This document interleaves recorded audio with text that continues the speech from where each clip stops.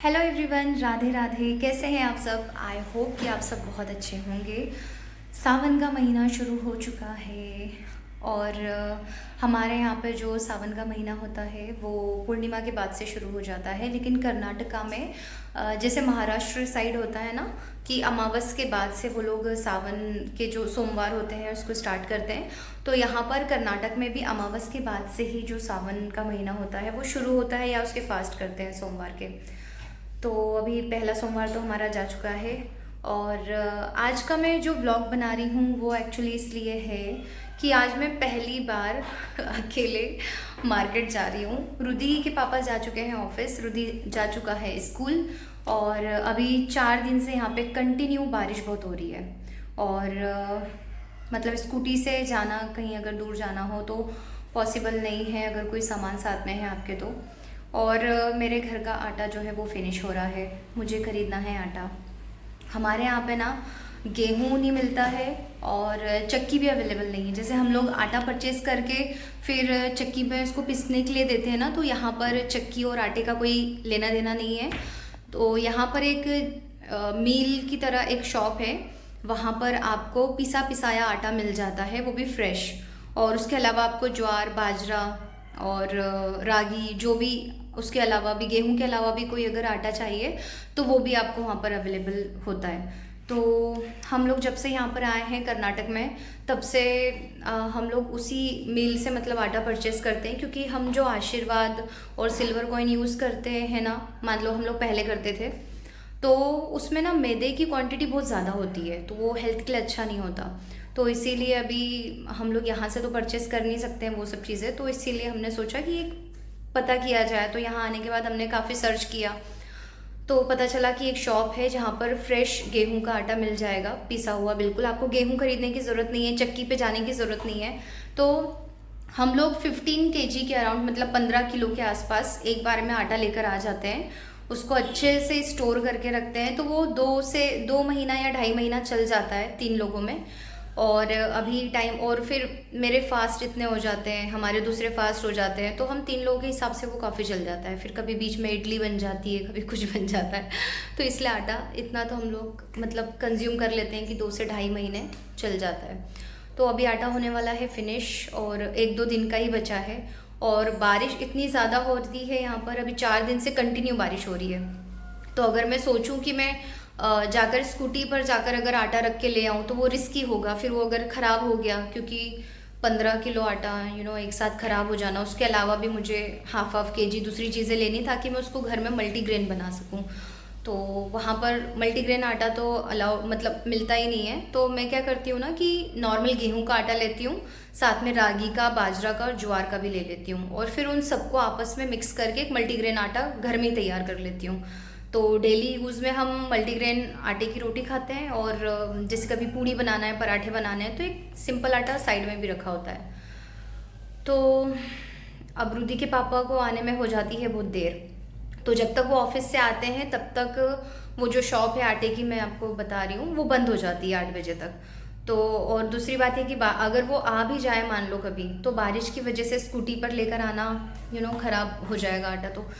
तो फिर मैंने इसलिए उनसे डिस्कस किया, मैंने कहा एक काम करती हूँ, मैं जाती हूँ ऑटो से और आटा लेकर आ जाती हूँ। ऑटो में रहेगा तो सेफ़ भी रहेगा, क्योंकि ऑटो जो है डोर टू डोर आ जाता है, मतलब सोसाइटी में ही आ जाता है, तो इजी भी रहेगा, सेफ भी रहेगा लाने के लिए। प्लस रुदी के स्कूल में स्काउट रोप की ज़रूरत है। लास्ट वीक रुदी के पापा गए थे, एक शॉप है यहाँ पर, वहाँ पूछने, पर वहाँ स्टॉक अवेलेबल नहीं था उस समय, तो मिला नहीं। अभी मैंने 1-2 जगह और पता किया है तो उन्होंने कहा है कि हाँ शायद अभी मिल सकता है, उस शॉप पर है अभी। तो मैं सोच रही हूँ कि मेरे दोनों ही काम हो जाएंगे, क्योंकि आटे की शॉप तो मुझे पता है, लेकिन बारिश की वजह से मैं स्कूटी से नहीं जा रही हूँ। और जो सौराष्ट्र शॉप है जिसका मैं नाम बता रही हूँ स्काउट रोप के लिए, वो शॉप मुझे नहीं पता है। तो मैंने ऑटो वाले भैया से बात करी है, उन्होंने कहा है कि वो दोनों ही जगह मतलब उनको पता है, तो वो लेके चलेंगे। तो बस अभी 10 मिनट में ऑटो वाले भैया आ जाएंगे और फिर हम चलते हैं। फिर मैं आपको बताती हूँ यहाँ का जो मार्केट है जहाँ से मैं परचेज़ करने वाली हूँ आटा, और रुदी की जो रोप वाली शॉप है वो भी दिखा दूँगी। और ये जो ऑटो वाले भैया हैं हमारे, हम जब से यहाँ मैंगलोर में आए हैं ना, एक बार रुदी की तबीयत बहुत ज़्यादा ख़राब हो गई थी, तो मैंने ऑनलाइन मतलब जो बुक होता है ना, ओला से बुक किया था। तो उस समय मैंने ओला से भैया को एक बार बस बुक किया था। उसके बाद फिर रुदी को हॉस्पिटल दिखा के वापस आया, तो भैया ने बोला कि दीदी ये नंबर आप सेव कर लो, इन केस आपको कभी भी ज़रूरत पड़ती है तो आप कॉल कर देना, हम आ जाते हैं। सोसाइटी में और भी लोग हैं जो उनको मतलब बुलाते हैं यहाँ पर पिक एंड ड्रॉप के लिए। तो फिर मैंने सोचा कि हाँ ठीक है, नंबर लेने में क्या है, रख लेती हूँ। लेकिन मुझे ना जब भी ज़रूरत पड़ी है, मतलब यहाँ पे बारिश कभी भी शुरू हो जाती है, तो मान लो रुदी को फिर से कभी हॉस्पिटल लेके जाना पड़ा, या ऐसे तो हम कहीं जाते हैं तो तीनों साथ में ही जाते हैं, लेकिन बारिश हो रही है तो स्कूटी से नहीं जा सकते, तो ऑटो से ही जाना है। बीच में कई बार होता ना, मंदिर भी जाना होता था, तो हम भैया को कॉल कर देते थे। तो मतलब वो जेन्युइन इंसान है, वो अच्छे हैं। मतलब जैसा आजकल लोग चल रहा है ना, कर्नाटका में कन्नड़ कंपलसरी है, महाराष्ट्र में मराठी, यहाँ पर वैसा कुछ भी नहीं है। ये तो मैं मतलब टच वुड बोल सकती हूँ कि ऐसा सब जगह हो ज़रूरी नहीं है। हम मैंगलोर में रहते हैं, बेंगलोर का मुझे पता नहीं, मैंगलोर में लेकिन ऐसा बिल्कुल भी नहीं है। वो यहाँ पे सब लोग बहुत पोलाइट है। मैं किसी भी शॉप से कोई सामान भी लेती हूँ ना, वो लोग हिंदी में ही बात करते हैं। उनको पता है कि मैं हिंदी में उनसे पूछती हूँ, तो वो मुझसे हिंदी में बात करते हैं। वो ऐसे नहीं करते हैं कि मैं हिंदी में पूछ रही हूँ तो उनका जवाब कन्नड़ में आएगा, ऐसा कुछ भी नहीं है। क्योंकि देखो, यहाँ पे कर्नाटका में भी जितनी स्कूल हैं सब में हिंदी कंपलसरी है। हिंदी सब्जेक्ट जो है सब जगह कंपलसरी है। तो यहाँ पे जितने भी लोग हैं पढ़े लिखे, उन सबको हिंदी आती है, इसका मतलब ये है। तो ऐसा ज़रूरी नहीं है हम कुछ क्लिप्स वीडियोस देख लेते हैं और सोचते हैं कि अरे वो जगह में ऐसा है, उस जगह में ऐसा हो रहा है। तो ऐसा ज़रूरी नहीं कि सब जगह सब लोग एक जैसे ही हों। बेंगलोर में कुछ जगह है ऐसी जहाँ पर ऑटो ड्राइवर या कैब वाले परेशान करते हैं लैंग्वेज प्रॉब्लम को लेकर, लेकिन यहाँ पर ऐसा बिल्कुल भी नहीं है। तो मैं आपको ऑटो वाले भैया से भी मिलवाऊंगी, क्योंकि हमको कहीं भी जाना होता है तो बस एक कॉल करनी होती है और भैया अवेलेबल हो जाते हैं। तो आज मैं पहली बार लेकिन ऐसे अकेले जा रही हूँ। तो ये हमारे ऑटो वाले भैया, और हम जब से यहाँ पर आए ना तब से कहीं भी जाना हो बस भैया को एक कॉल कर दो और भैया आ जाते हैं सेफली। मतलब बिल्कुल ऐसा कोई टेंशन नहीं है। और जैसे नई जगह पे जाते भैया तो थोड़ा सा डर लगता है ना, नई जगह पे जाओ तो थोड़ा सा डर लगता है ना, पर यहाँ पर ऐसा कुछ फील नहीं होता एक्चुअली हम लोग को। और भैया से जब मैं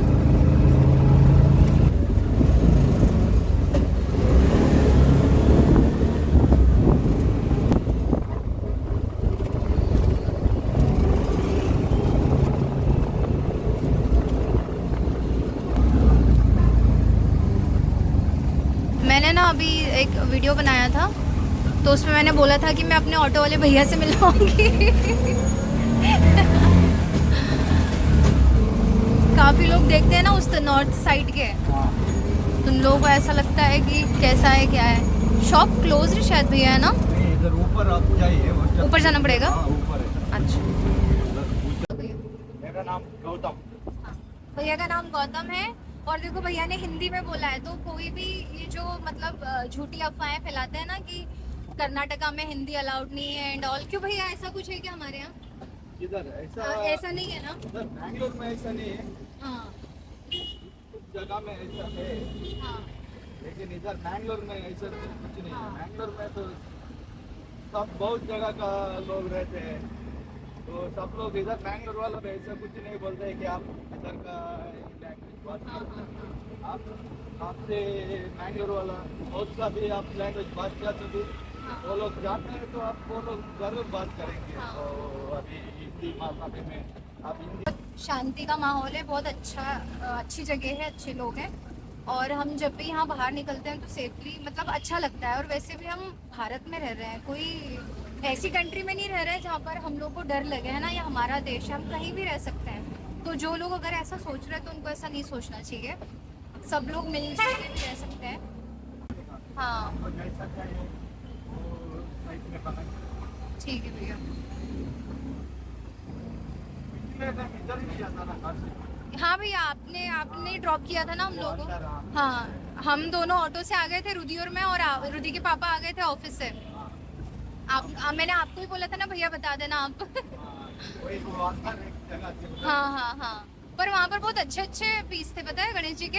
हाँ, वो बहुत उधर फेमस, वो बहुत बनाते हैं वो लोग। अच्छा।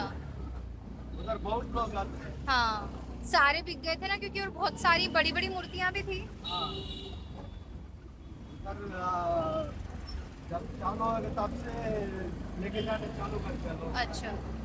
इधर बहुत बनाते लोग। हाँ हाँ हाँ। और जगह पे दुकान भी बहुत बड़ा है ना। हाँ हाँ, दुकान भी अच्छी बड़ी है वो। हाँ, फाइनली हम पहुंच गए हैं आटे वाली दुकान पर। मैं आपको दिखाती हूँ वो शॉप भी। ये हम आ गए, ये है वो शॉप। फाइनली मैं आ चुकी हूँ घर। देखा, मैंने सारा काम कर लिया। मैं अकेले भी काम कर सकती हूँ, ये मैं जानती हूँ। इसलिए मैं बिना डरे, क्योंकि देखो इंसान डरता वहाँ है जहाँ पर वो गलत हो। अगर वो किसी काम को कर रहा है तो उसमें डर कैसा यार, है ना। मैं सामान लेकर आ चुकी हूँ और मैं आपको दिखाती हूँ कि मैंने क्या शॉपिंग की है। लोग कपड़े की शॉपिंग करते हैं, ज्वेलरी की शॉपिंग करते हैं, मेकअप की शॉपिंग करते हैं, पर पता है मुझे शॉपिंग करने में क्या पसंद है। मुझे किचन का सामान खरीदना अच्छा लगता है। मुझे ऐसा ग्रॉसरी खरीदना अच्छा लगता है। ये मेरी शॉपिंग है। तो जैसा कि मैंने कहा था कि हम शॉप पर जाएंगे और आटा खरीदेंगे। रुदी के स्काउट के लिए जो मुझे रोप चाहिए थी वो भी मुझे मिल गई। मैं अगर स्कूटी से जाती ना तो मैं सिर्फ आटा खरीद सकती थी, क्योंकि मुझे आटे की शॉप पता थी। लेकिन रोप के लिए मुझे रुदी के पापा का वेट करना पड़ता, और वो जब तक आते हैं तब तक शॉप बंद हो जाती है। तो इसीलिए फिर मैंने ऑटो किया, ताकि अगर कभी बारिश हो भी जाए तो आटा भी ख़राब ना हो। और 15 kg आटा यार वहाँ से यहाँ तक रख के लाना वो भी इतना इजी नहीं है। तो फ़िलहाल मैंने कुछ चीज़ें खरीदी हैं, वो मैं आपको बताती हूँ क्या क्या लेकर आई हूँ। और रुदी की स्काउट रोप भी मिल गई है, सबसे बड़ी बात, क्योंकि लास्ट फ्राइडे भी उसको ज़रूरत थी लेकिन हमें मिली नहीं थी। और अभी परसों के दिन फिर उसको ज़रूरत पड़ेगी रोप की। तो मैंने सोचा अब बिल्कुल आलस नहीं करना है, जाना है और लेकर आना है। कहीं से भी ढूंढ के लानी है, तो मैंने कहीं से भी ढूंढ निकाली और मुझे मिल गई। मैं आपको रोप भी दिखाती हूँ जिसके लिए मैं इतना परेशान हुई हूँ। तो ये है वो रोप, स्काउट रोप, या कब एक्टिविटी इनकी स्कूल में होती है ना, स्काउट गाइड, जिन लोगों ने नाम सुना होगा स्काउट गाइड का, तो ये रोप है। इससे पता नहीं वो बच्चों को क्या बनाना सिखाएंगे। तो ये रुदी के स्कूल के लिए लेकर आई हूँ। दिखने में नॉर्मल रस्सी लग रही होगी, लेकिन ये वैसी वाली चीज़ नहीं है, थोड़ा अलग है। तो फाइनली मुझे ये मिल गई है। और ये है इतना बड़ा थैला जिसमें मैं बाकी का सामान लेकर आई हूँ। इसको भी ओपन करती हूँ।